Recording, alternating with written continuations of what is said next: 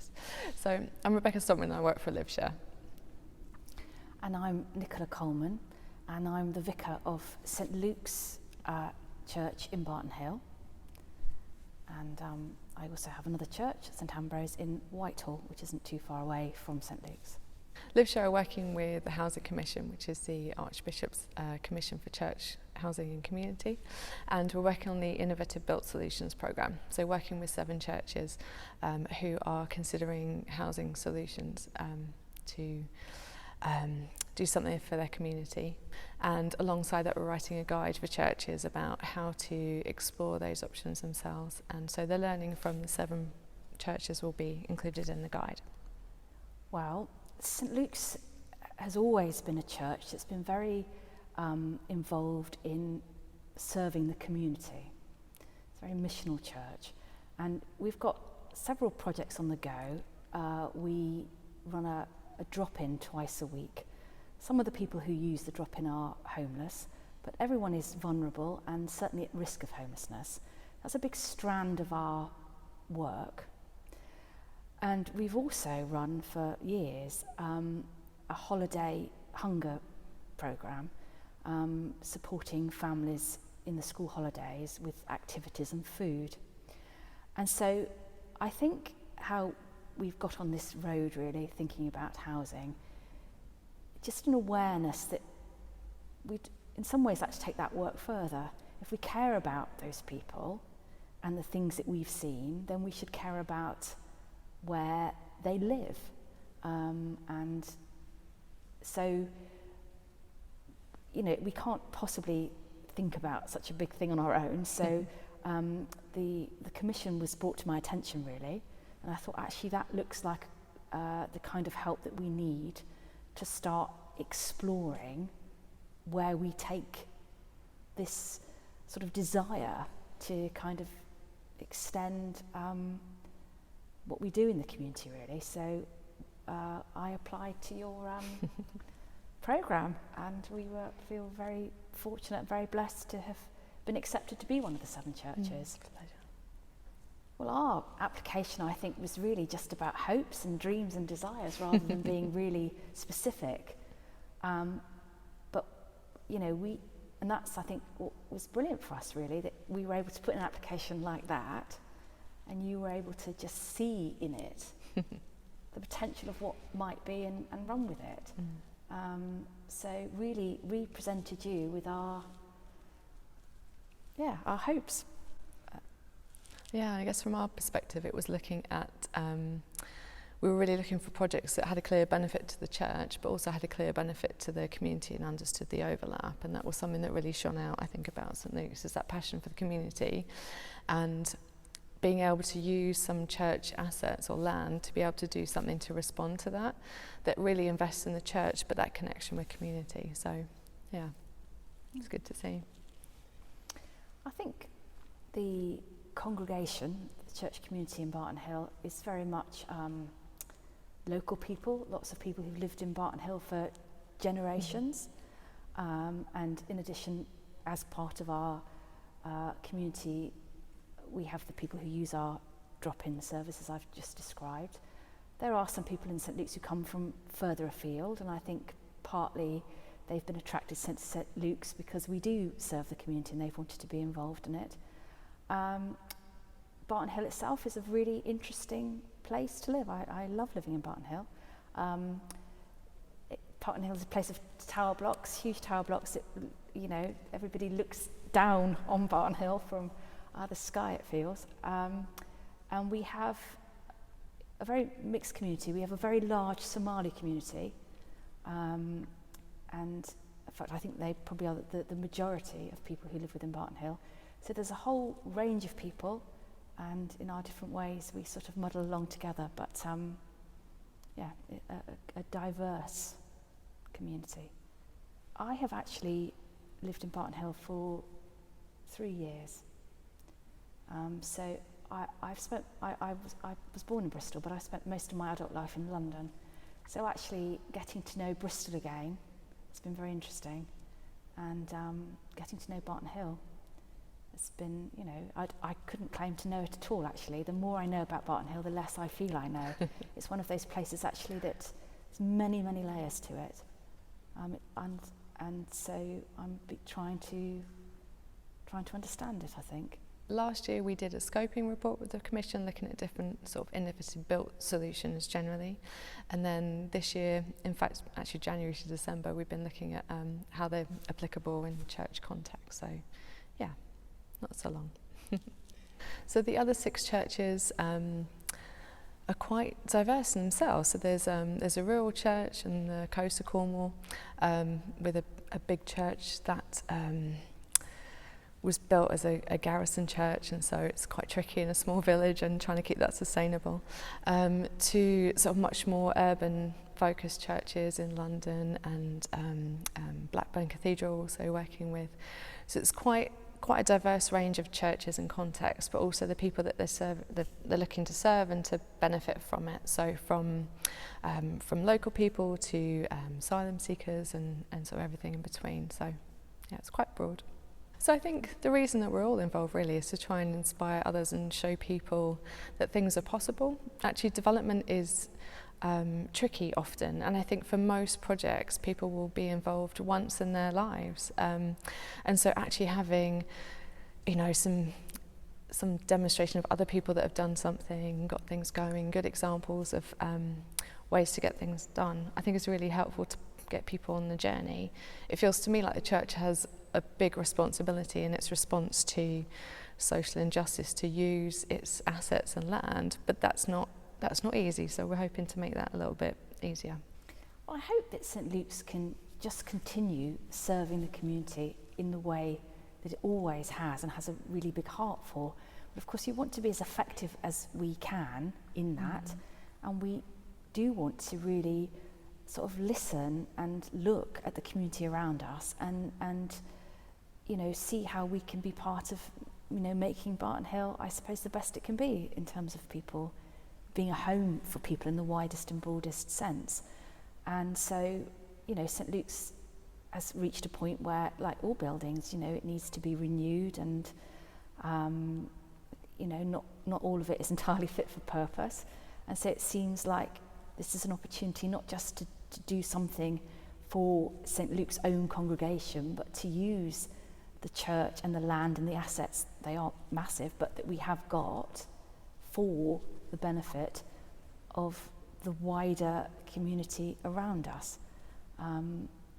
But we need help, because we are small in number, and actually it feels quite a big deal what we're trying to do.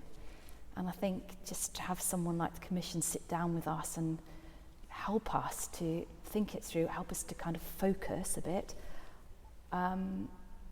it's brilliant. I don't know where we would start really, actually, in a serious way, without that sort of support.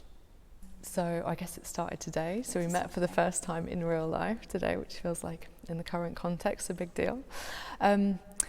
For us, from our point of view, I think it's about getting the right people in the room, looking at the vision and what the impact should be. One of the things that really stood out for me about St Luke's was that kind of the physical heart of the community, and that, you know, the way that the towers surround it, and that kind of how those towers feel the love from that heart and that church, and that, you know, where do you go from that? So we'll be spending some time with the group looking at their vision, doing a workshop, and then some more tangible outputs, looking at different options that might be open to them, and so they can have something to chew over and decide between, essentially. Yes, I mean, that for us, you know, to have that input, and then we can, you know, our conversations are not just sort of in the air, are they? We've got somewhere to really start, something sort of concrete.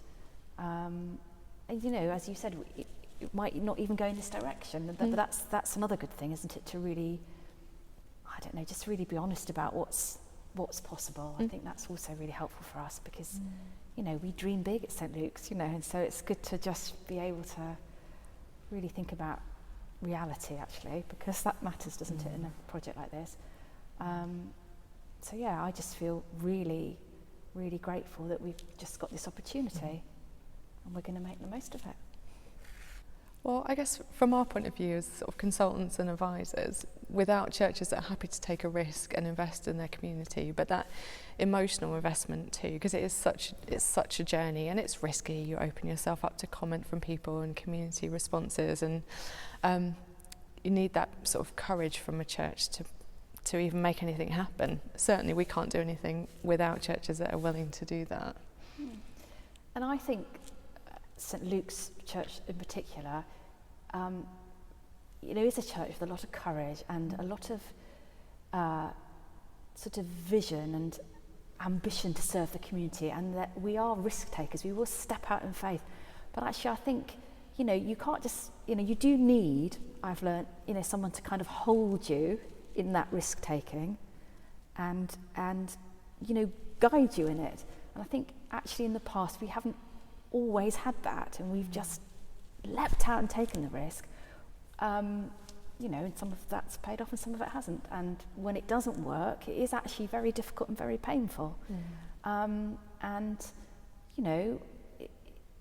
think it's a big thing, especially for a church like St Luke's, which is small.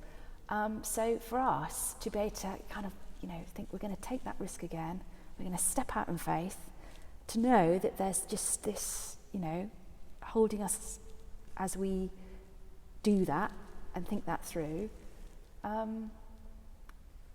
is very comforting, but it in a way enables us, doesn't it, to just take that step. Yeah, we both want to see change, right? But we can't do it without each other. Yeah. Relationship, community. Indeed. Also for somebody like St Luke's, it's just, just to be able to be linked into all the other things, which I don't think I even knew was kind of there. And you do sort of think, well, actually, this is what people do. Other people do it and they've done it successfully. That's very encouraging. And to think that if you start talking about doing things like this, we're not quite at the kind of place where we could sort of be pioneers or something. I mean, we need to look around and see how other people have done it. And I found, knowing you and the things that you've suggested and linked us to, just really encouraging. And it doesn't feel nearly as scary, actually, because you think, oh, there are people out there who... And also through you, I've talked to other people about it who've sort of embraced it and haven't thought that, this is madness. It seems sort of quite normal, which, helps you when you're going to do something that actually is a big deal. So that's also been a real benefit. And I think it's been a benefit for St Luke's to see that they can have this conversation and be taken seriously. Yeah, absolutely. And we can ask any question and, be able to think about it properly. I think, yes, to be taken seriously in it, I think is also... There's something about being valued, isn't it? Being valued, yes, exactly. Especially when you're risk-taking. Yeah. We've risked before and it hasn't always turned out well. So for us as well, it's particularly important, to have that connection. I think all communities are different, aren't they, in how they exist. But the communities that I've been involved with, I do think it is about communication and relationship and giving people the opportunity to get to know each other in a way that sort of embraces all the difference as well as the similarity. And I think creating a situation where you can be there for one another in good times and in bad, really, and also celebrate with each other. And I think church communities I've been involved with, I mean, you're also shedding tears, aren't you, with one another when that's... So to me it is about relationship is the heart of it, and creating opportunities and the sort of safety, I suppose, of an environment where people can get to know each other. I don't think it's always easy, and I think in communities like Barton Hill, where people are very different and have very different life experiences, different histories, it is a challenge, but it's something that you just have to stick with. I think you do need a bit of time to create those relationships, actually, and a lot of investment emotionally and as well. And then you see where you are at the end of it. But I never think community is easy. I don't have any rose-coloured glasses about community. I think they take effort and a willingness to want to be able to create it. So for me, I think the two things that stand out for me are that kind of people listening to each other or understanding each other's perspectives. And I think there's something about interdependence and realising that we can't function well in isolation. So actually when we are happy to lean on each other, it works well on lots of levels.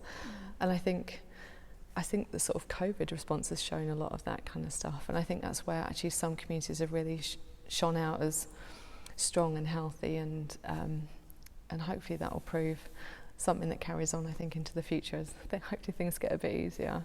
But yeah, I think know each other's common interests, I think, and where you care about the same things. Yeah, I think so. That really, really being prepared to listen.